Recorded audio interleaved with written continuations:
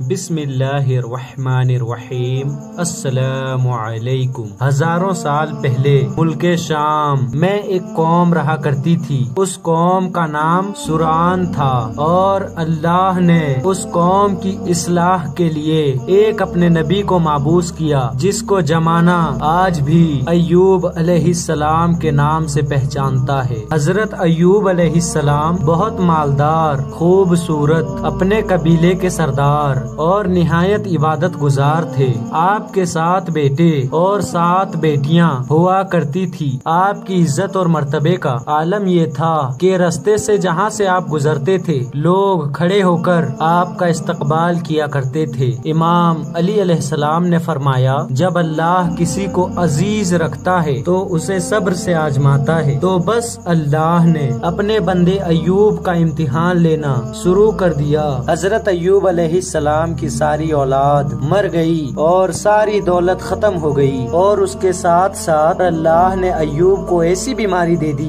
جس میں ایوب علیہ السلام کا گوشت گلنے لگا، جہاں تک کہ ہڈیاں آشنا ہونے لگی۔ بس دنیا نے اپنا روپ بدلنا شروع کر دیا۔ وہ لوگ جو ایوب علیہ السلام کی عزت کیا کرتے تھے، کھڑے ہو کے استقبال کرتے تھے، وہ لوگ حضرت ایوب علیہ السلام کی توہین کرنے لگے۔ یہ کہنے لگے، اللہ اس سے ناراض ہے، اللہ کا عذاب ہے ایوب۔ بس یہ کوئی نبی نہیں، یہ کوئی نبی نہیں بلکہ ایک بے انتہا گنہگار ہے۔ یہاں تک کہ ایوب علیہ السلام کوئی بات تک نہیں کرتا تھا۔ اللہ کا نیک نبی مطمئن رہا اور مسلسل اللہ کا ذکر، اللہ کا شکر کرتا رہا۔ لوگوں نے یہ فیصلہ کیا کہ جو بیماری ایوب کو ہے ایسا نہ ہو کہ ہمارے بچوں کو ہو جائے، اٹھاؤ ایوب کو، اسے ہماری محلے میں رہنے کا کوئی حق نہیں۔ بس لاٹھیوں اور کپڑوں میں لپیٹ کر ایوب علیہ السلام کو کچرے کے ڈھیر میں پھینک آتے ہیں۔ بس ایوب علیہ السلام کے ساتھ ان کی بیوی اور یوں مطمئن رہ کر اللہ کا ذکر کرتے ہیں، شکر کرتے ہیں۔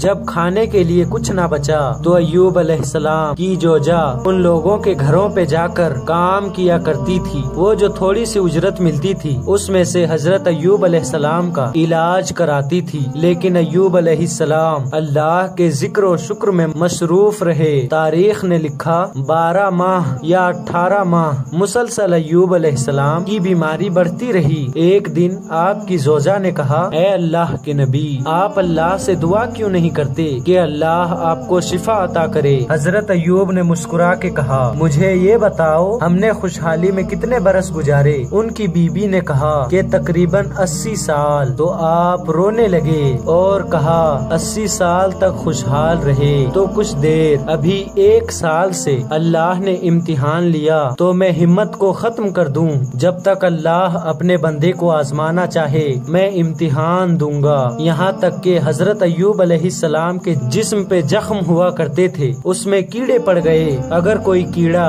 گر جاتا تھا ایوب علیہ السلام اس کو اٹھا کے اپنے جسم پہ رکھ دیتے تھے اور کہتے تھے، شاید تمہارے لیے اللہ کا رزق اللہ نے میرے جسم پہ رکھا ہے، تم کھاؤ، اگر اللہ کی یہ مرضی ہے تو۔ بس جب لوگوں نے حضرت ایوب علیہ السلام کے جوجا کو کام دینے سے بھی انکار کر دیا، لوگوں نے یہ چاہا کہ ایوب کی بیوی ہمارے محلے میں آتی ہے، ایسا نہ ہو کہ یہ ایوب کے ساتھ رہتی ہے، ایوب کی بیماری ہمارے بچوں کو نہ لگ جائے، اس کو کوئی بھی محلے میں نہیں بلائے گا۔ بس ایوب علیہ السلام کی جوجا رو رو کے کہنے لگی، اے اللہ کے نبی، اللہ سے دعا کریں۔ تو ایوب علیہ السلام نے ہاتھ اٹھا کے کہا، اے اللہ، یقیناً تو رحم کرنے والا ہے، اپنے بندے پہ رحم کر۔ بس یہ کہنا تھا تو آواز غیب آئی، ایوب اپنا پاؤں زمین پہ مارو، وہاں سے ایک چشمہ نکلے گا، اس سے نہاؤ۔ بس ایوب علیہ السلام نے آپ نے اپنا پاؤں زمین پہ مارا، وہاں سے ایک چشمہ نامودار ہوا۔ ایوب علیہ السلام نے جیسے ہی پانی کو اپنے جسم پہ لگایا، اللہ کے فضل و کرم سے ایوب علیہ السلام کی بیماری ختم ہو گئی اور وہ پھر سے جوان ہو گئے، اور اللہ نے آسمان سے